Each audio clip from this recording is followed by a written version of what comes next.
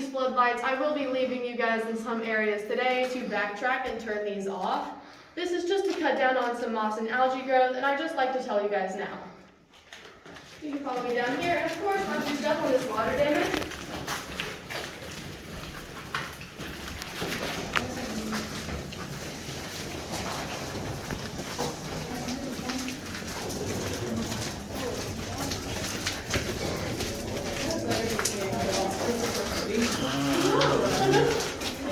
it's not supposed to be here, but I think it makes it very difficult, especially in other areas where it's lit.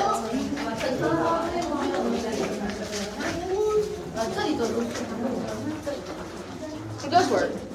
Thought it was broken. Should I green or purple? Purple. That's my favorite color. It's your favorite color? It's your favorite color. It is kind of broken though.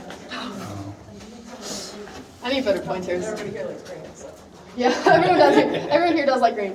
On this wall right here, you can see 3 of the basic cave formations, 2 of which can be found in pretty much any cavern you're going to go to. The first is this one right here on the ceiling. This one, it is a stalagmite because it hangs tightly to the ceiling. The one directly below it is a stalagmite, which might reach the top someday. And over here in this corner, we have a flowstone formation. All of these formations are made basically the same way. Water seeps in from the surface, it gathers minerals. If the water clings to the ceiling and evaporates, it leaves those minerals behind, which form the stalactite. If the water drips down, the minerals build up, forming that stalagmite. And if the water comes in at an angle, it adds onto the flowstone formation over there. Okay, how long do you guys think it would take for these 2 formations to meet and form what we call a column? 2 million. 2 million? 1,000? Anyone back there want to guess? No? It'll take, I think, did someone say 2,000? I heard 2,000. Anyway, it'll take 120 years for a singular inch to grow, so it will take about 2,000 years before they finally meet. Personally, I would like to wait around that long because I am paid hourly, but I'm free to not. So with that, I will show you a fully formed column.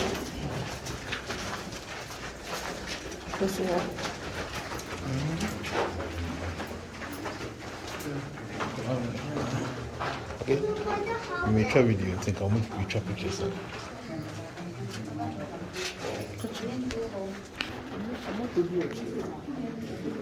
No, take pictures. This right here is a fully formed column. We call this formation our Capitol Dome because a lot of people say that it looks like the Capitol Dome in Washington, D.C. A lot of people see a lot of different things in it. Personally, I see an upside-down martini glass. I don't know what you guys see. This formation is 12,000 years old, and it weighs 9 tons. It is only supported by this natural land bridge right here, which we have done nothing to support. As we head under here, you guys may feel a drop of water hit your head or your shoulders. We call this a cavern kiss, and it is considered good luck. But with the good luck, of course, comes the bad luck, and that comes in the form of a cavern kick. And that is when you hit your head on one of our low ledges or ceilings. So please watch your heads while going through here.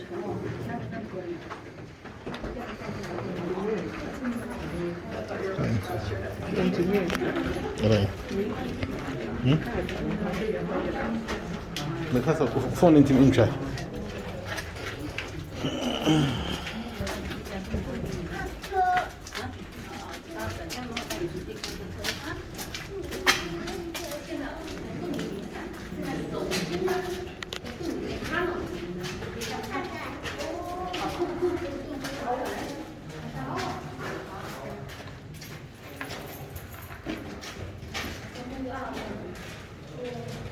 And you guys probably will have to gather in this area just a little bit so everyone behind you can fit in.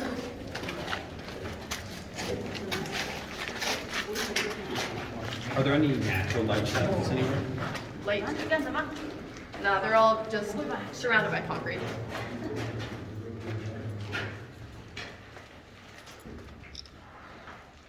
All right, and that's everybody, right? Yes. All right, thank you. There are many theories as to how caverns are formed. The most popular for Skyline caverns is the fault and fracture theory, which can be explained through plate tectonics.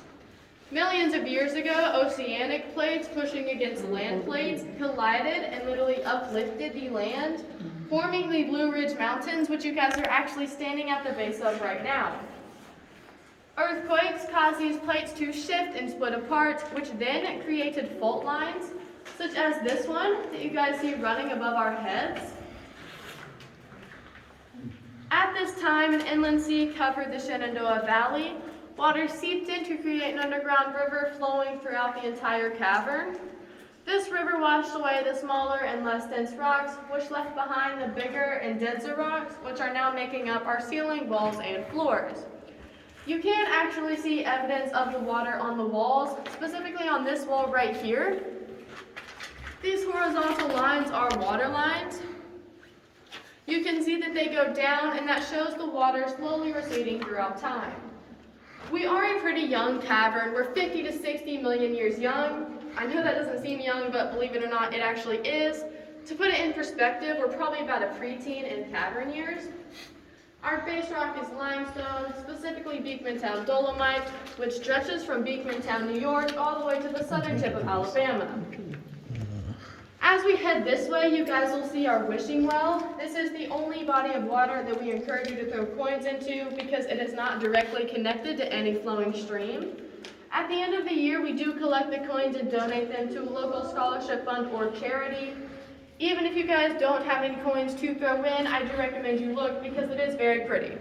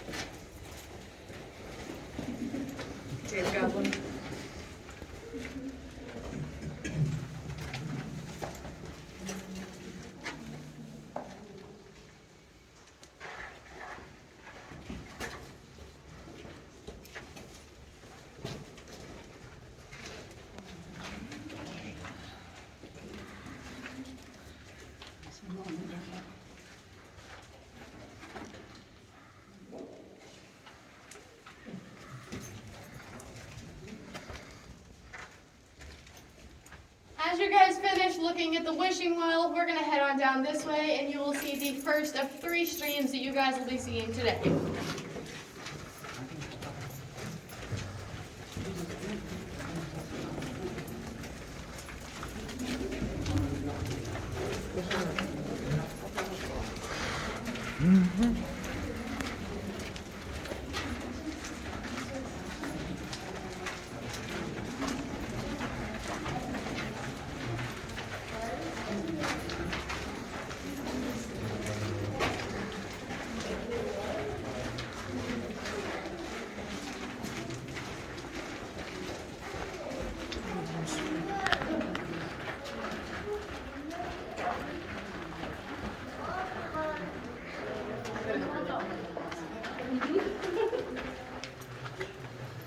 As you guys come down, you can step up to the water and try to find my good friend Carlos, who is in there.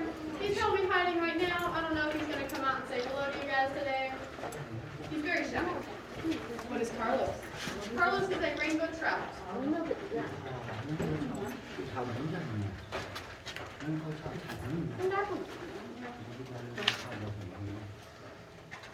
This stream right here is Trout Stream. The fish in this stream are not native to the cave. They were originally put here in the 1950s by the Game and Inland Fisheries as an experiment to see how the fish would adapt to cavern life. They did thrive because there are no predators in the water. However, we did notice just a few changes due to their environment, such as we saw that the fish would go blind if we did not leave the lights on for the tours. So we do leave these lights on 24/7. We also noticed that the fish lost a lot of their coloring due to the lack of vitamin D. My friend Carlos in there is a rainbow trout, and he is fairly gray due to the lack of that vitamin D. The fish can swim upstream all they want. He's probably back there hiding right now. But if you guys will look back off to the right, you can see a wire fence that we have put up, and that is to stop the fish from going down a 37-foot waterfall, which would be a very sad one-way trip for them. The water level does fluctuate depending on the amount of rainfall, and it does take 2 or 3 days after that rainfall to see a difference in the water level. So of course right now this is not currently a flowing stream, and there will not be a waterfall on that side since there has not been enough rain lately to fill the stream up. We do restock the fish ourselves. They do not reproduce because there's not enough vegetation in the water to hold their eggs. We feed the fish daily with the first pours of every day, and the water is a constant 50 degrees. I'm going to leave you guys here. You can keep trying to look for my friend Carlos back there. I'm going to do my first backtracking now.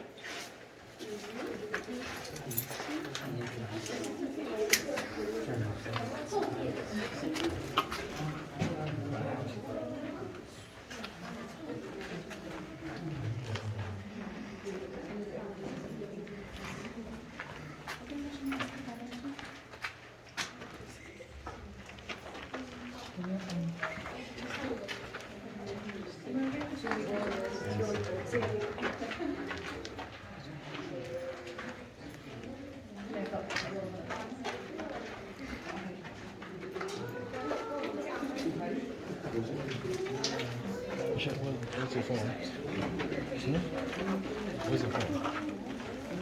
Take a picture of me standing here. Make the figure 8 the way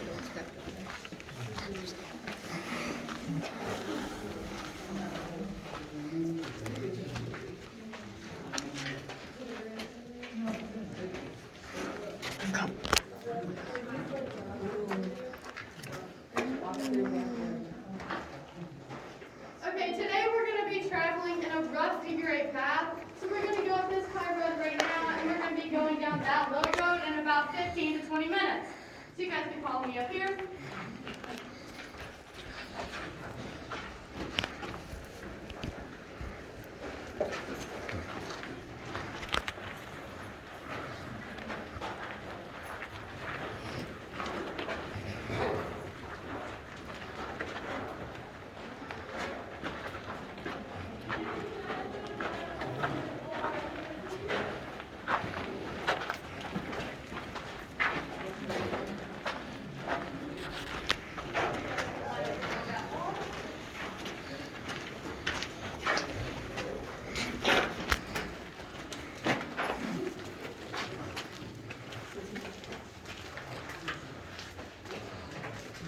The colorful view in front of you is Rainbow Trails. This was the first place in the cavern where these color lights were installed. They were originally installed to keep the children entertained, but they have not been time production because these lights like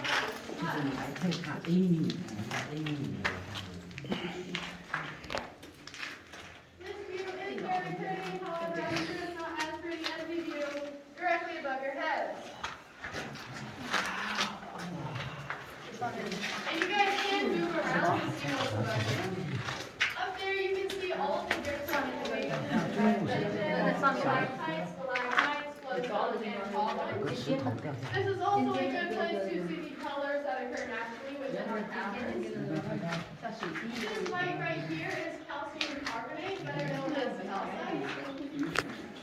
The gray all along the wall above you is magnesium sulfate. If you guys didn't know, that is the active ingredient in laxatives.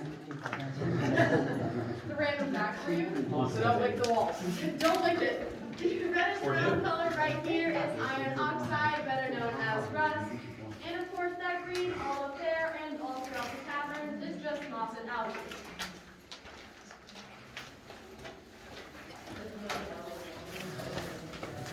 And then you guys can follow me down here.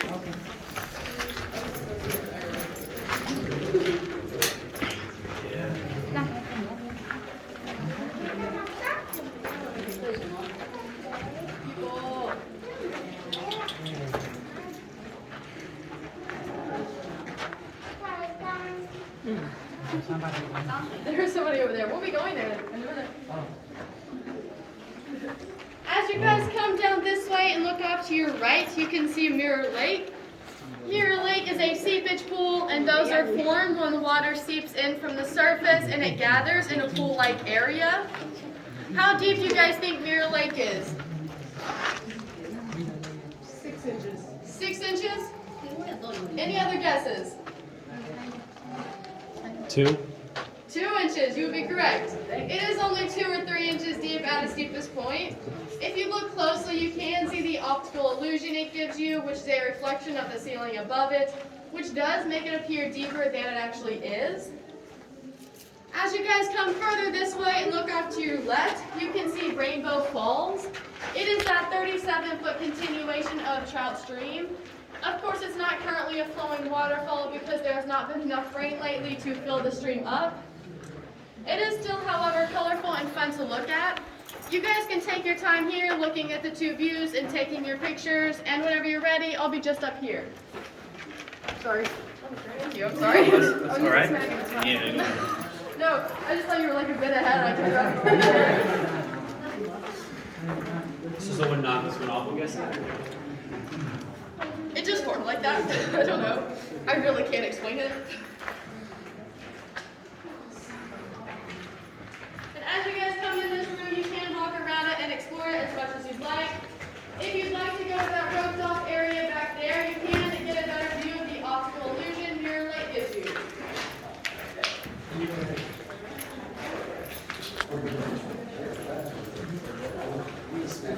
I need to order a new one.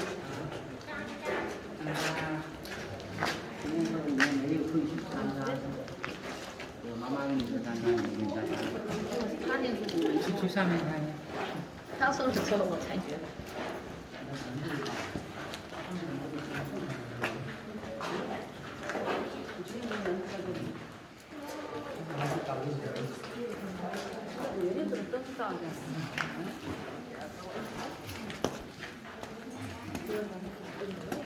There is not a lot to say about this room. There is actually nothing to say about this room. It is just for the purpose that you guys can look at it and take some pictures of it. So please walk around and do just that. While we're here to keep you guys entertained, I can point out some interesting shadows to you guys. You guys will probably have to come more towards me to see them. Back here in the red is Squidward taking a bath, eating a sandwich. He's right back here. Above him on this side is a duck chasing a turtle, chasing a guinea pig. And right here in the middle is my good friend Donald the Duck. And if you guys would like to turn your heads a little bit to the left, you can see what looks to be a T-Rex.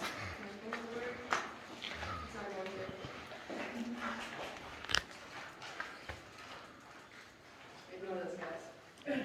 Ignore this. I'm struggling right now. That's my point is.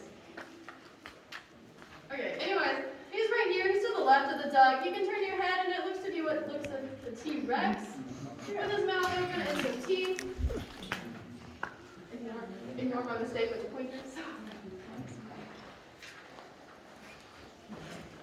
Those are all of my shadows. I don't really know how they managed to get there, but they're there. And then whenever you guys are ready, we're going to head up this way.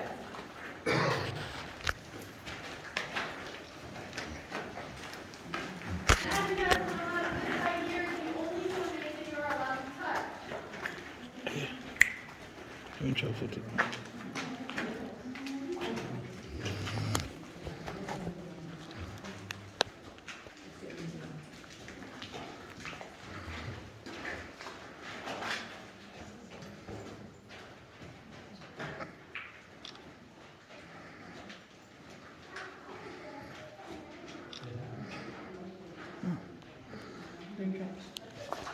Maybe a settings and that. Will you try photo? Yeah. Sure, yeah. I don't know about the settings. Okay. You're going to make it. Okay. Alright guys, I'm going to quiz you real quick. What is the name of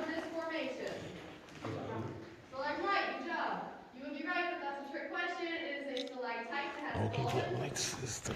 It's also just the next room over. When Dr. Amos and his men first found it, they wanted to carry it up to the surface to show people what some of the formations in our caverns look like. But since they did have to walk through 14 inches of mud and clay, and it does weigh over half a ton, this is as far as they got it. Since then, this has been the only formation we have allowed you guys to touch. You can see a glossy coating over it, and that's what happens to the formations when we touch them because of the oils in our skin. So that right there is why we don't allow you guys to touch any of the other formations. So please do get your touching done here just to satisfy your curiosity. I'm going to you guys all to touch one. And it is supposed to have good luck. It is called Good Luck Rock. You guys can linger here at the rock for just a little bit, and then we're going to head on to the next room.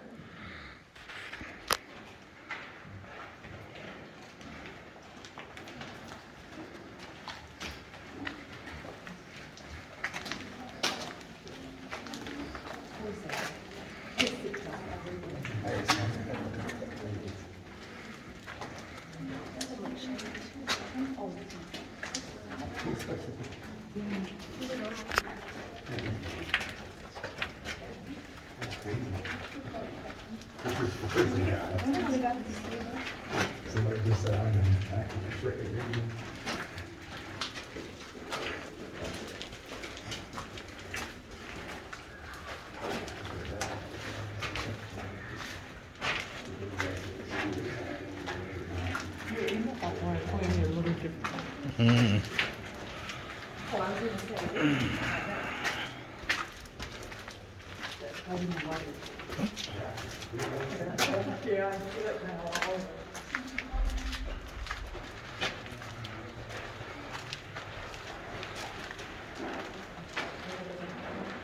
This room right here is the largest room in our caverns.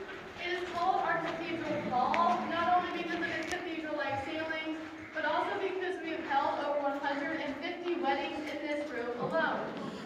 Oh, wow. If you guys remember Good Luck Rock, which I was just showing you, right above me is where that fell from. There are many theories as to how it fell. However, the most popular is because of a flood. As you can see, a water line at about the same level where it broke off. If you guys would like to step against this wall and look up, you can see our American eagle.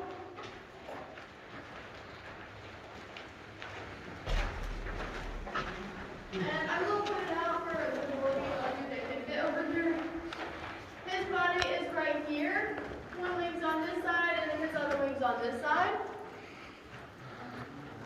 Our American eagle is 15 foot from wingtip to wingtip and 15 foot from head to tail feathers. It is 170,000 years old, and it is our oldest and largest flowstone formation. I'm going to leave you guys in this room. You can, of course, walk around it and explore it as much as you'd like. Just please do not go past that corner right over there just yet. I'm going to do my second backtracking now.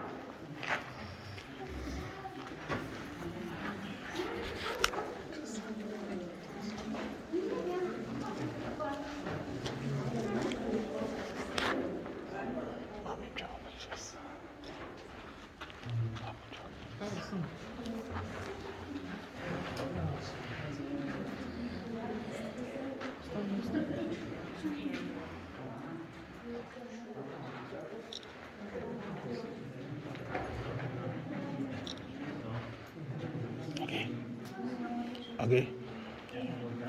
Mask.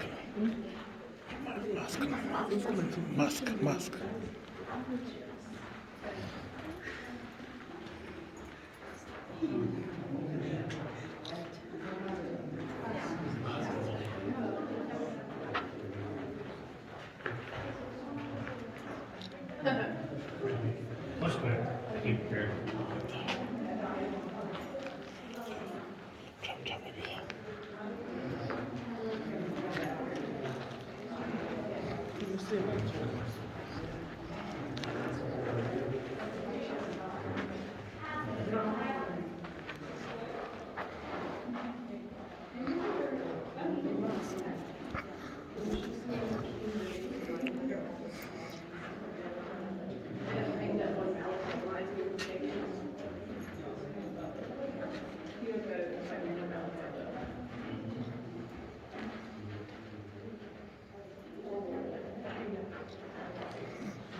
Alright